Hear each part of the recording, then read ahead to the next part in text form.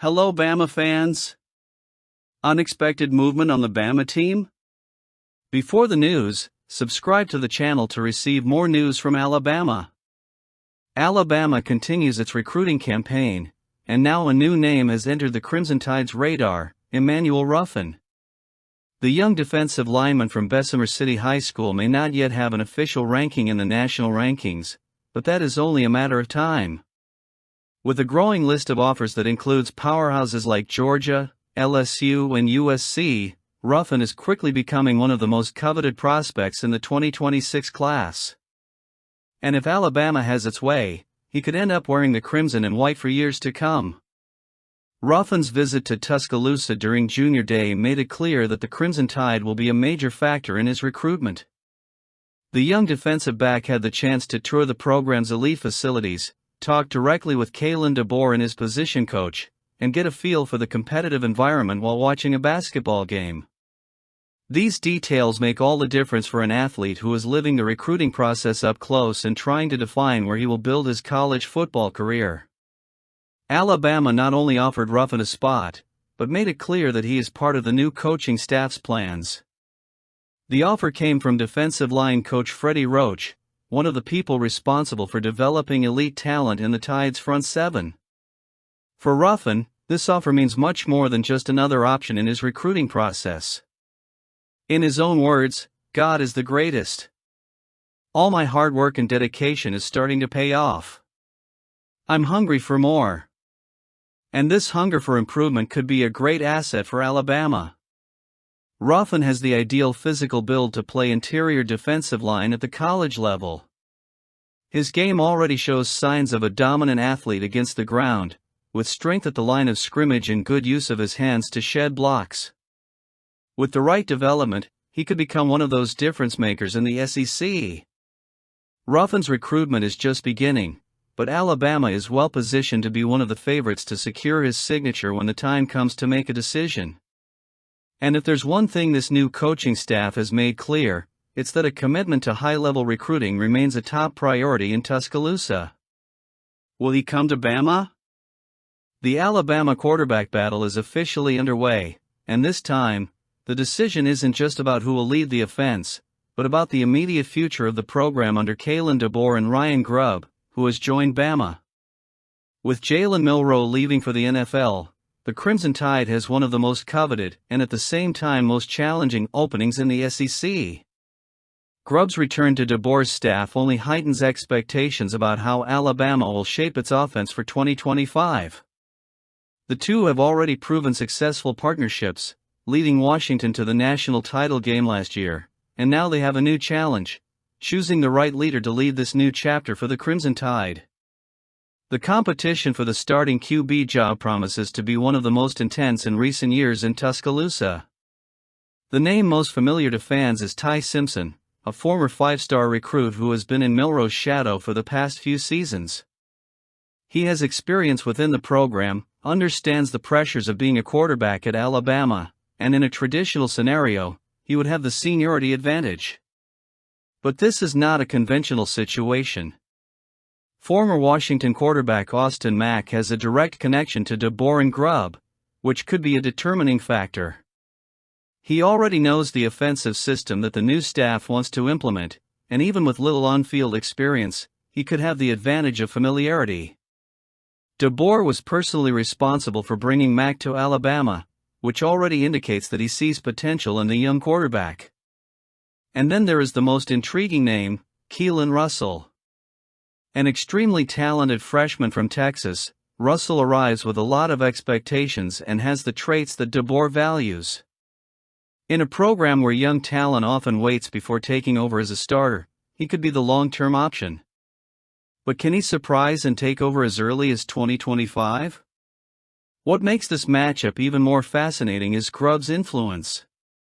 In Washington, he helped shape Michael Penix Jr. into one of the best quarterbacks in the country, and now he'll be tasked with molding Alabama's next offensive leader. The new coaching staff's style of play emphasizes an efficient vertical attack, and whoever fits into that system best will have a huge advantage. Whether it's Simpson, Mack, or Russell, the decision will shape Alabama's identity in the post-Saban era. The Crimson Tide has always had talent at quarterback, but the challenge now is to adapt this new phase of the program to the standard of excellence that fans expect. The competition will be intense, and the final pick will undoubtedly have a huge impact on the team's path to a national title. Let's get going! Scott Cochran, a name that carries weight in the Alabama Crimson Tide's backrooms, now has a new challenge, leading the University of West Alabama program as head coach. For many who have followed his career, this is a natural progression for a professional who left an incredible mark on college football, especially during his years under Nick Saban. Alabama fans know Cochran well.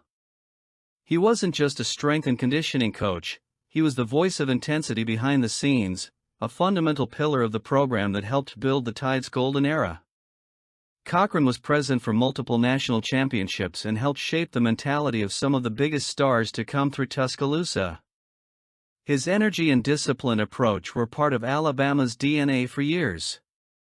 After his time with the Tide, Cochran ventured into a new role at Georgia, assuming responsibility for special teams, a transition that many questioned at the time.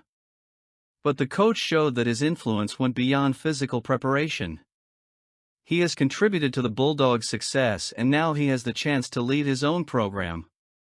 His new challenge at West Alabama holds special significance not only because of the opportunity, but because of the path he has taken to get here. Cochran has gone through a period of personal challenges, temporarily stepping away from coaching, and has emerged with a new outlook on life. In recent years, he has dedicated time to causes related to recovery and mental health, using his platform to positively impact the lives of athletes and young people. This human side of Cochran reinforces that he is not just a football coach, but a genuine mentor and leader. For UWA, bringing in someone with his background is not only a strategic move, but a clear nod to the program's ambition. The Tigers are coming off an impressive 9-2 season, and Cochran's arrival signals that they want to continue growing. West Alabama has tradition, having produced NFL standouts like Tyreek Hill and Malcolm Butler, and competes in a respected conference within the college football landscape. With a coach from Nick Saban's school at the helm, expectations naturally rise. The transition from elite assistant to head coach is never easy. But if there's one thing Cochran has learned from his time in Alabama, it's that a winning culture is built on the details. Discipline, intensity, and preparation are values he helped instill at the Crimson Tide and will undoubtedly bring to West Alabama. The work will be tough, but for someone who was at the center of one of college football's greatest dynasties, challenges are part of the journey. What did you think? The Alabama Crimson Tide came very close to landing one of the NFL's top defensive talents at a completely different position. Micah Parsons, now one of the most dominant pass rushers in the professional game, revealed that he received an offer from Nick Saban to play for Alabama, but not as a defensive back. Saban and his coaching staff saw him as an elite running back. Parsons ultimately chose Penn State and went on to have a brilliant career as a linebacker before becoming a star with the Dallas Cowboys. It's impossible not to imagine the impact Parsons would have had in a Crimson Tide uniform. Alabama has produced a long list of elite running backs for the NFL, including Derrick Henry, Josh Jacobs, and Najee Harris.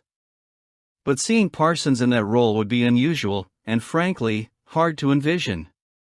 With his size, explosiveness, and speed, he could have been a nightmare for opposing defenses, but there's no doubt that his true calling has always been on the other side of the ball.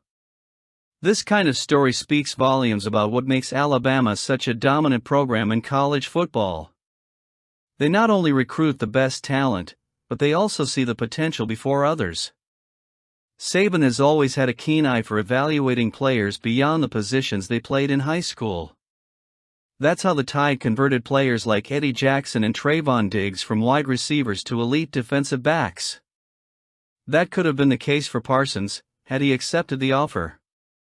But what this story also reveals is how much Alabama continues to be the go-to for five-star recruits, regardless of position. Even with Nick Saban stepping down and Kalen DeBoer taking over, the recruiting culture remains strong. The fact that Parsons even considered the Tide's offer speaks volumes about the program's clout, especially in the modern era where nil-and transfers increasingly influence young players' decisions. Today, Alabama continues to build elite defenses and recruit talent that will make waves in the NFL. Kalen DeBoer has taken over and already demonstrated that he will keep the program competitive at the highest level. The Crimson Tide continues to be strong in recruiting, bringing in some big-name recruits this season, and has every reason to continue developing stars who could end up on the same shelf as Parsons in the NFL in the future. Ultimately, the Cowboys have every reason to celebrate the fate Parsons has chosen. He has already joined a select group of players who have recorded at least 10 sacks in each of their first 4 seasons in the league, something only legends like Dwight Freeney, Derek Thomas, and Reggie White have accomplished before him. But there is no denying that Alabama has always been in the running for top talent, and this story is yet another reminder that the Crimson Tide is never far from adding great names to its legacy. Had Parsons donned the Tide's crimson and played in the offensive backfield, perhaps the history of college football would have been different. But what does not change is the fact that Alabama continues to be the benchmark for excellence in recruiting and developing talent to the highest level. And under Kalen DeBoer, that pattern should continue, ensuring the Crimson Tide remains among the sports giants. What do you think it would look like? Let us know.